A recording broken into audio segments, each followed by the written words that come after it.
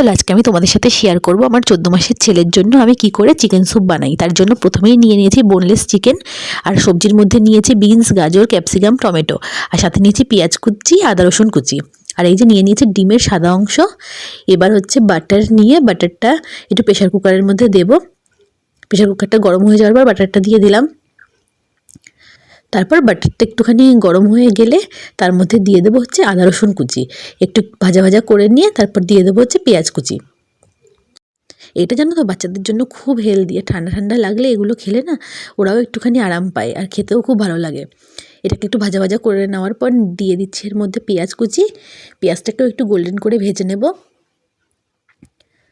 জানো তো যদি আমি এটা বড়দের জন্য বানাতাম তাহলে এর মধ্যে একটু ভিনিগার আর হচ্ছে একটু বাঁধাকপি অ্যাড করতাম, তাতে এটা খেতে আরও ভালো লাগে।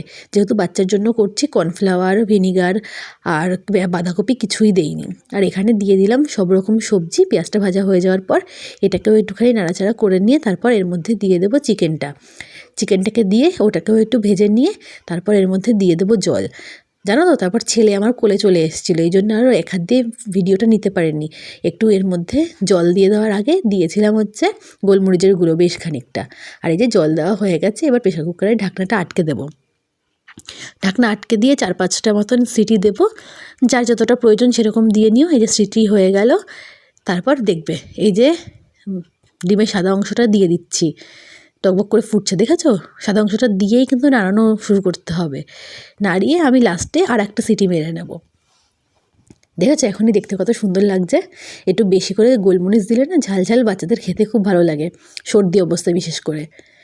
এই যে আমি আবারও সিটি মেরে নামিয়ে নিয়েছি, আমার স্যুপটা একদম রেডি হয়ে গেছে। তারপরে আমি কি করেছি বলো তো, একটু গ্লাসের পেছন দিয়ে একটুখানি ম্যাশ করে নিয়েছি। এই যে বাটিতে ঢেলে নেওয়ার পর দেখো কেমন লাগছে দেখতে। এটা কিন্তু খুব হেলদি খাবার।